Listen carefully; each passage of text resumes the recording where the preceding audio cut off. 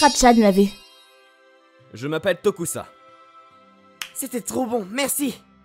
L'histoire se déroule pendant ma dernière année d'école primaire. Mon père, Katsura, est le fils aîné de mon grand-père qui a plus de 70 ans.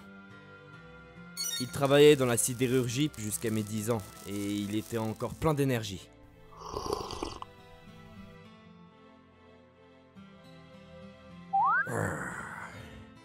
Mais grand-mère, c'est quand le petit déjeuner? Quoi? Mais tu viens de finir de manger. Apparemment, il est devenu sénile juste après avoir arrêté de travailler. Son travail, c'était toute sa vie.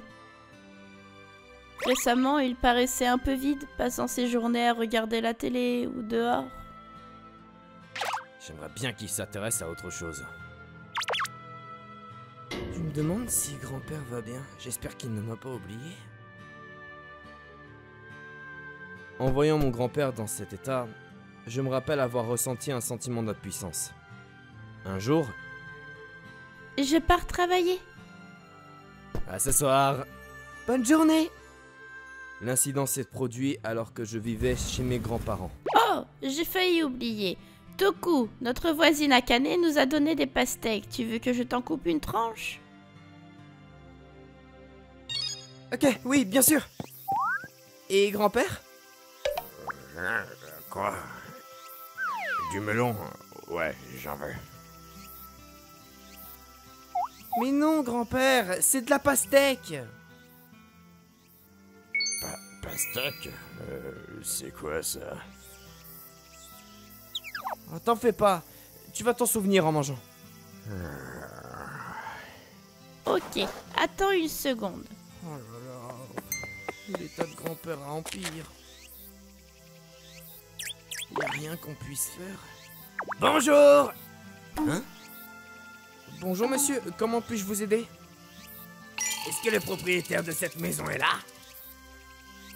Bien sûr, il est juste là.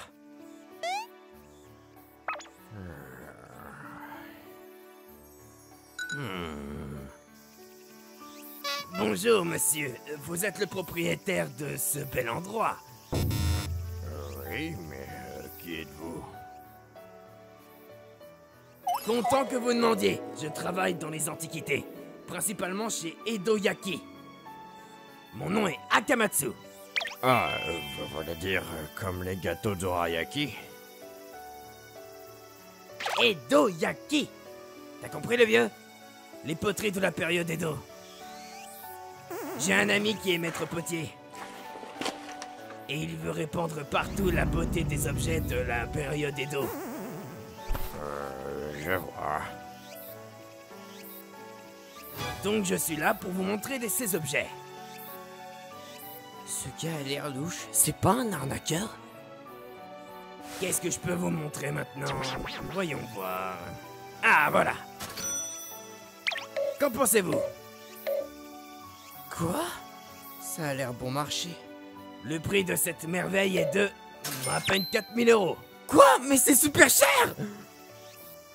Mais je vous fais une ristourne et vous le vends pour 1000 €. Je vois. Ce gars débarque de nulle part et veut vendre ses pots. Il n'y a pas d'erreur possible. C'est un arnaqueur! Qu'en penses-tu, le vieux? Il essaie d'arnaquer mon grand-père! Attendez une seconde, monsieur. Comment on peut prouver que ce pot est un vrai? Vous n'essayerez pas de vendre des faux à mon grand-père par hasard? Vous n'avez rien d'autre à dire? Arrête, gamin. Tu m'as juste pris au dépourvu. Ce vase est un vrai. D'accord, alors montrez-moi une preuve. Je l'ai pas sur moi, là. Alors partez d'ici! Si vous essayez d'arnaquer une personne âgée, c'est pathétique! Sale petit morveux. Tu sais à qui tu parles? Comme ça! Bah bravo, gamin, t'as pété le vase. Tu vas devoir payer. T'as compris, le vieux? Faut que tu répares l'erreur du morveux. Toi, espèce de déchet. Hein? Je t'entends radoter la même chose depuis tout à l'heure. Comment oses-tu traiter mon petit-fils comme ça? Eh bien... c'est... Je reviens. Quoi? Mais... Qu'est-ce que... Bon, alors... Prépare-toi à rejoindre ton créateur déchet. Tant que ça, appelle la police. Ok, papy. Que se passe-t-il? Ah! Le vieux, je parie que c'est pas chargé ça. Oh, vraiment? Tu veux tenter ta chance? Je suis désolé. Peu de temps après, bien entendu, l'arnaqueur s'est fait arrêter. Allons-y. L'arme n'était pas chargée et ne fonctionnait pas correctement, donc mon grand-père n'a pas été inquiété. Mais les policiers, lui, ont quand même fait la morale. Bon sang! Mais...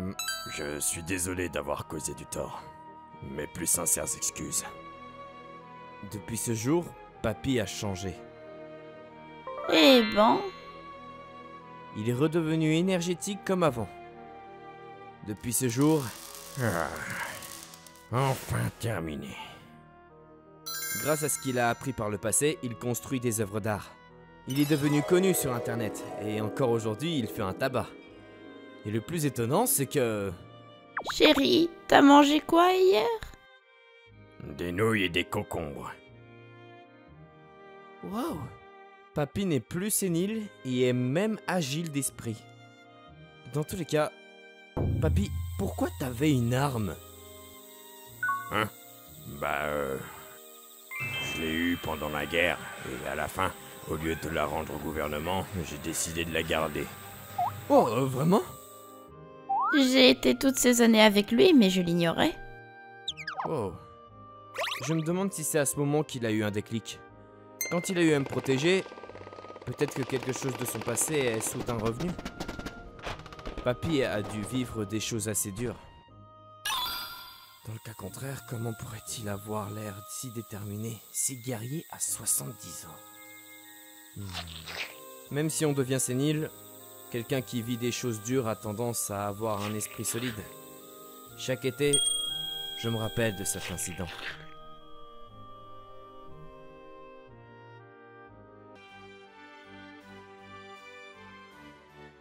ご視聴いただきありがとうございました。